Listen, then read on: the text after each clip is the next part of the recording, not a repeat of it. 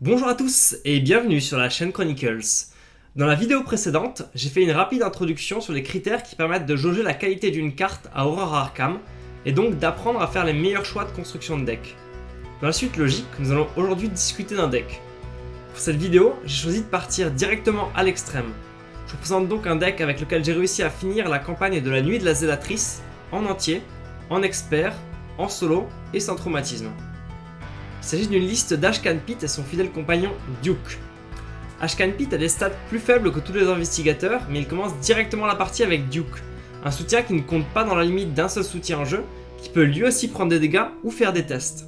On peut incliner Duke pour combattre avec une force de base de 4 et infliger 2 dégâts en cas de réussite, ou incliner Duke pour effectuer 2 actions en une, se déplacer vers un lieu connexe et investiguer avec une compétence de base de 4.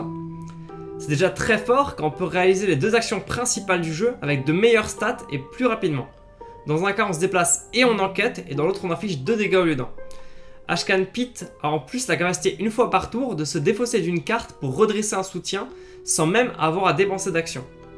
Dans beaucoup de situations, ça revient donc à avoir des stats de 4 en volonté, 4 en intellect, 4 en force, 3 en esquive, 8 PV et 8 santé mentale, ce qui en fait l'un des investigateurs le plus badass sans rien faire. Les autres ont besoin de s'équiper pour atteindre ce genre de stats. Il y a 3 grandes versions de Ashcan Pitt qui dépendent de la manière dont vous gérez votre économie. La version Cacher son jeu vise à poser plein de soutiens qui boostent vos caractéristiques de base comme la loupe, puis à ne plus jamais avoir de thunes. Elle utilise des cartes comme Madame Labranche pour quand même pouvoir payer quelques soutiens, ou Récup qui se pose puis permet ensuite de défausser des items sur vos tests pour les récupérer ensuite constamment. Vous allez donc prendre le temps de vous installer puis avoir des stats craquées pour tout le scénar. C'est une version qui est très bonne en début de campagne ou dans les modes de difficulté les plus bas, mais arrivée en difficile ou en expert, vers les milieux ou fin de campagne, elle devient difficile car elle interdit l'accès à certaines des meilleures cartes de la classe survivant, comme Volonté de survivre. Une deuxième école, qui marche pas mal en solo et duo, consiste globalement à remplacer Cacher son jeu par Loup solitaire pour récupérer un thune supplémentaire par tour. En début de campagne, cet argent ne sert pas à grand chose et cette version est juste moins bonne que la première, mais très vite, avec l'expérience, vous allez facilement pouvoir utiliser des cartes comme Akina, Volonté de survivre, bagarreur ou courageux et faire des tours de malade. La dernière version consiste à abuser de David Renfield pour gagner énormément d'argent à une vitesse record. C'est celle-ci que j'ai utilisée pour poutrer la Nuit de la Zélatrice et que je vais détailler aujourd'hui. Elle est inspirée d'une version publiée par AkanQ sur le site ArkhamDB. David Renfield est un soutien d'allié pour 2 avec 2 en santé et 1 en santé mentale. Tant qu'il y a au moins un marqueur fatalité sur lui, il nous donne plus 1 en volonté. Si on l'incline, on a le choix d'ajouter un marqueur fatalité sur lui ou pas, puis on gagne une ressource pour chaque marqueur fatalité sur lui. Ça compte pas dans la limite de nos 3 actions par round. La capacité d'Ashcan permet de le redresser pour utiliser sa capacité 2 fois dans le round. Toute l'idée de cette liste va être de trouver David Renfield, l'utiliser un maximum de fois avant qu'il ne menace de faire avancer l'intrigue à cause de son nombre de marqueurs fatalité, et à ce moment-là, on va chercher à s'en débarrasser. La carte Demander un service peut servir aux deux. Le trouver dans ses 9 premières cartes, ou le renvoyer en main quand il a fait son travail. On en joue donc 2. Notez qu'on peut aussi choisir Duke avec Demander un service. Si vous l'avez en main de départ par exemple, vous pouvez parfaitement investiguer avec Duke, jouer Demander un service pour trouver un soutien, ce qui renvoie Duke dans votre main, puis vous rejouez Duke. Un second moyen de le tuer est tout simplement de jouer un autre soutien à la place. De toute façon, pour avoir de grandes chances de trouver un soutien dans ces 9 premières cartes quand on joue Demander un service, il faut en jouer un certain nombre. J'ai donc choisi de jouer 2 Madame Labranche et une étudiante en art. Madame Labranche peut permettre d'avoir toujours des cartes à défausser pour la capacité d'Ashcan ou de récupérer des thunes quand vraiment on a été dépensier. L'étudiante en art propose un effet vraiment puissant en expert, elle découvre un indice sans avoir à faire de test. On peut aussi jouer un soutien via rencontre fortuite. On peut même par exemple activer David Renfield, défausser une étudiante en art sur Ashcan pour le redresser, l'activer à nouveau, puis jouer une rencontre fortuite et ramener l'étudiante en jeu, ce qui se débarrasse de David Renfield et récupère un indice. Vous voyez donc que le deck est plein de combinaisons assez géniales. Enfin, on peut simplement faire prendre suffisamment de dégâts ou d'horreur à Renfield pour qu'il y passe, que ce soit via le deck de rencontre et les monstres, ou via des cartes comme analgésique ou sort de protection. Ces cartes sont assez sympas de base dans le deck, mais elles synergisent en plus avec David, donc que demande le peuple? Passons maintenant au reste du deck. En expert, la lampe torche est vraiment formidable. En fait, ça ne donne pas un boost, ça fait baisser le seuil de difficulté, et ça c'est super important. Si vous êtes dans un lieu avec un niveau occulte de 1 ou 2, la lampe torche fait baisser la difficulté du test à 0. Or, c'est précisé dans les règles que le résultat d'un test ne peut pas descendre en dessous de 0 et qu'on gagne en cas d'égalité. La lampe torche permet de faire des tests où seul l'échec critique nous fait perdre. Même si on prend un -6, notre compétence passe à 0, mais pas dans le négatif, et comme il y a égalité, le test est réussi. C'est super important car sinon réussir un test d'investigation est très difficile en mode expert. En complément, on a regardé ce que j'ai trouvé, qui permet lui aussi de trouver automatiquement 2 indices. C'est assez facile de rater le test tout simplement parce qu'on est en expert.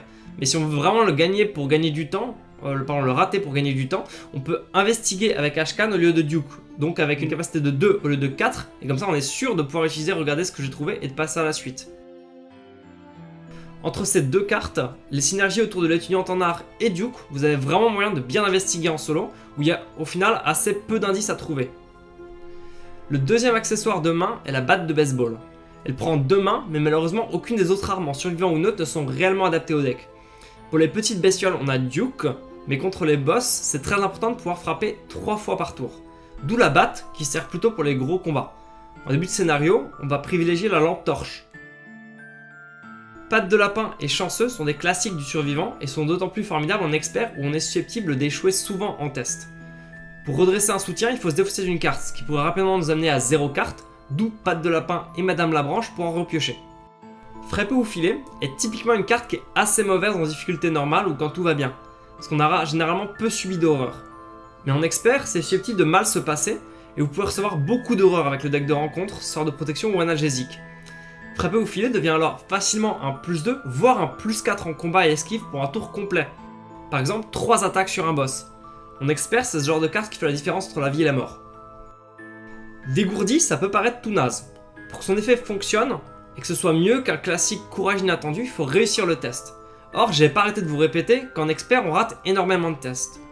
En fait, Dégourdi est là pour prévoir les améliorations grâce à l'expérience. Les cartes prioritaires que vous allez viser sont Bagarreur, Volonté de survivre, puis Courageux.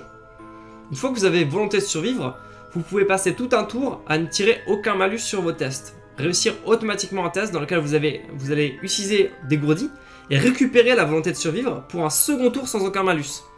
Cette combinaison est la clé pour dérouler les combats de boss sans trop de difficultés. Le manteau en cuir permet de se protéger des horreurs des modes de difficulté supérieure, enfin surtout des blessures.